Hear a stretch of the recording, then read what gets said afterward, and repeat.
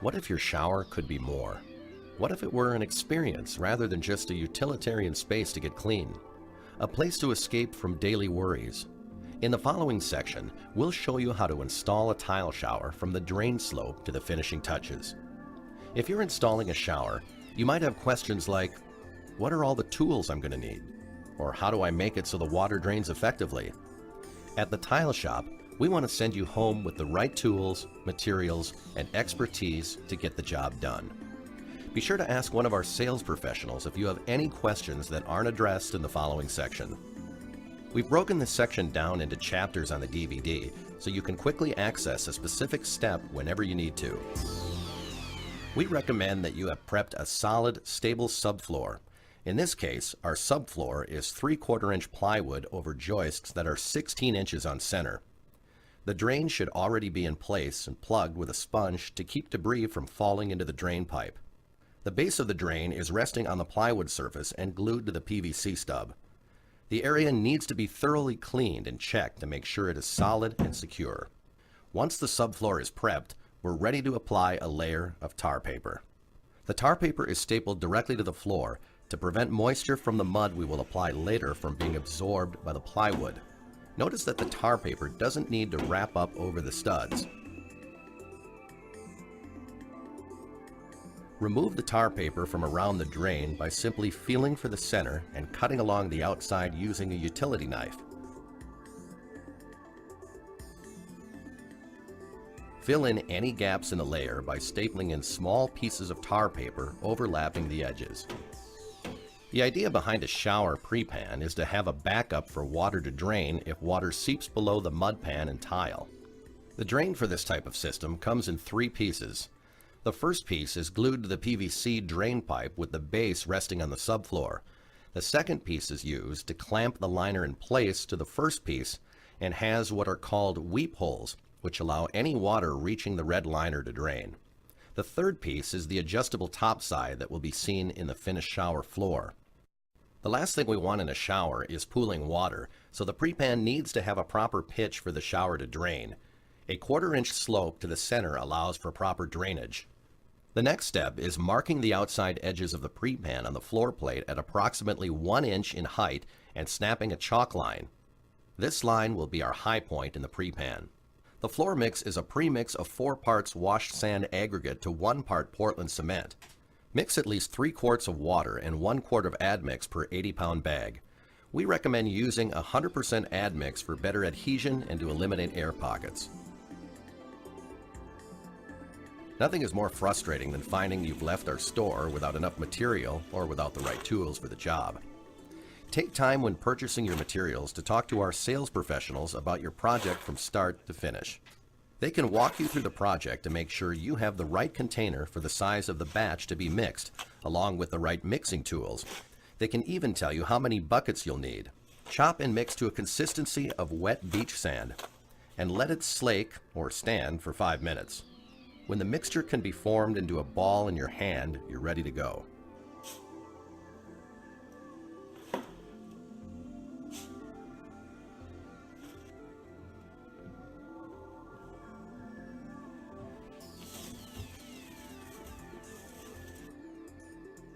Pour the mix along the perimeter of the shower stall. Pack the mud so the pre-pan is flat and level up to the chalk line using a wood float.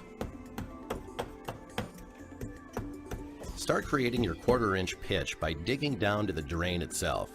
The lip of the drain is the low point of the slope. Use a wood or metal float and gradually work from the inside to outside edges, rotating out from the center drain. You're slowly screeding off the extra floor mix little by little.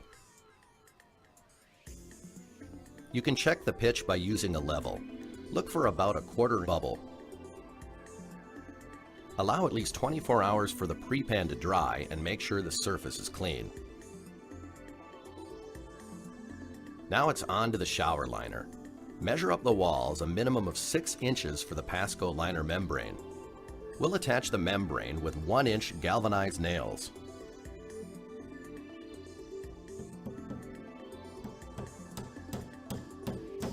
When you get to the corners, there are a couple of ways to secure the liner depending on how the shower is framed. The best way is to stuff the excess liner behind the studs, keeping the liner up, which gives you a clean line. This option, however, requires the customer to have planned for space in the corners of the framing. Most customers won't have thought of doing that, so the second best way is to make a snug fold or a pig ear in the corner. Make sure the nails are driven at least 5 inches up on the membrane to avoid a potential leak point. Then cut out the center drain, carefully trimming only around the drain hole itself. Next, tighten the top clamp, sandwiching the liner between the 2 drain pieces. Make sure to take your sponge out of the drain pipe at this point and tape off the top of the drain.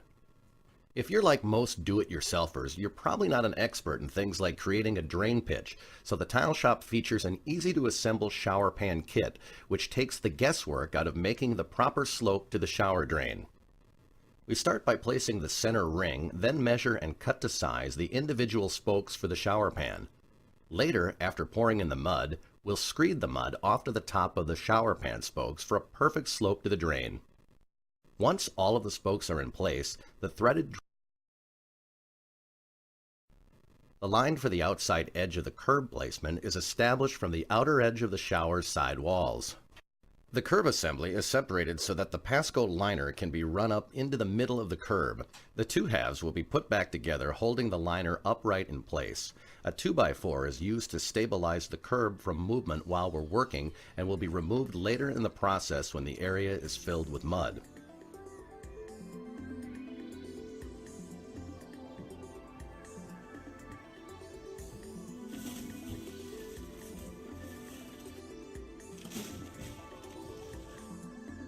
When we're packing mud and screeding it off to the top of the shower pan spokes, we're also working for a smooth, even finish.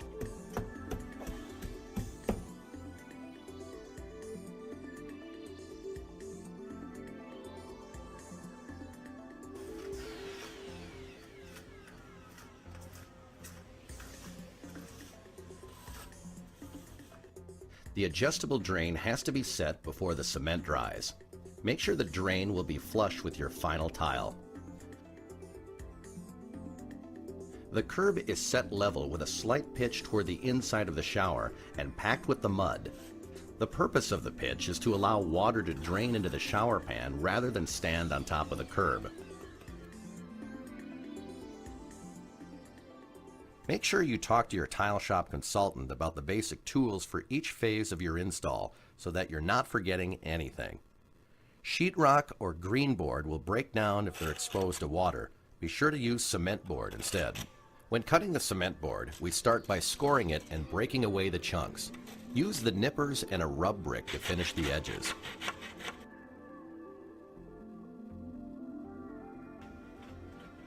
As an added precaution against water wicking to the cement board, we'll shim the board a 1/4 inch from the shower pan. Notice that the rough side of the cement board faces out to receive our tile. We screw the board into place at 6 to 8 inch intervals using treated backerboard screws. The backerboard screws are Teflon coated, self-tapping, and are designed to countersink into the cement board. Measure and cut out the holes for fixtures. You should be able to make these cuts with basic tools.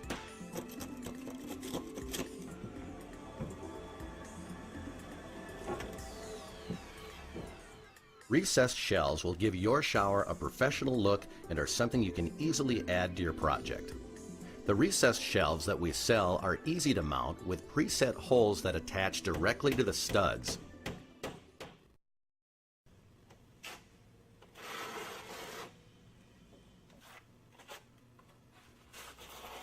"100% silicone is applied here for extra protection against potential movement and water leakage where the plastic meets the cement board. It's a good general rule to apply a bead of silicone anywhere you have different densities or different materials coming together, since these areas run a greater risk of movement. The recessed shelves are designed to have a natural pitch to allow water to drain, but it's a good idea to double check them with a level. The shower stall is finally ready to be tiled. For this installation, we start by dry laying the tile for the floor and marking for adjustments. We do not want sliver cuts going to the outside walls. We start with the floor so that the floor tile will go under the wall tile. This allows the drip line to go onto the floor instead of hitting a grout line. Mark the tile to be cut by the wet saw. Before you begin, you should know that wet saws are far easier and safer to use than they appear.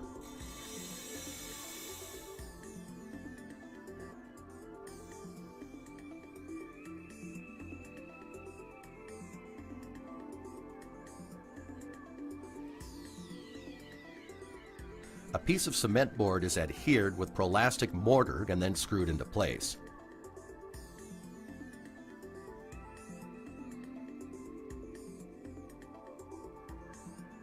When installing a shower seat, it's important to measure how high up you want the shower seat to go. Normally, 18 to 20 inches off the floor is sufficient.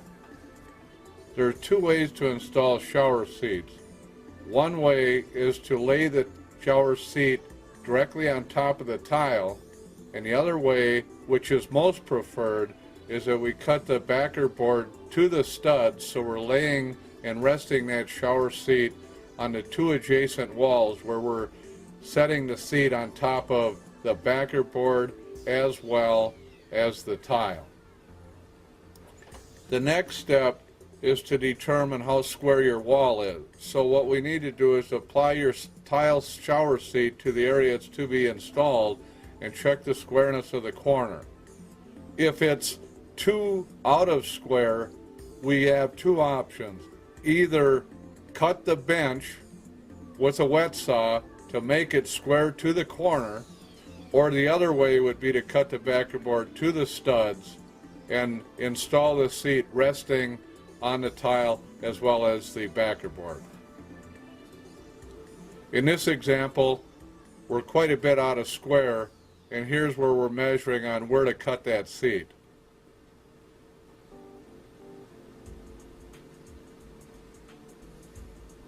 With this application, we would be fine in resting the shower seat directly on the tile where the cutting of the backer board would not be necessary. Same out of squareness as before, but notice how we cut the backer board back so that we've got plenty of support for the seat rather than to cut the seat on the wet saw. Apply silicone directly to the tile as well as the backer board for a proper seal when the bench is in place.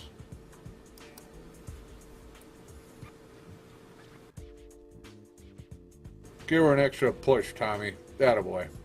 One thing that's necessary is we want to keep the water so that it'll drain forward. So here we're checking the levelness of the seat. We want to apply a little bit of a pitch forward so the water doesn't puddle. We'll use wedges and shims underneath the seat to create that pitch.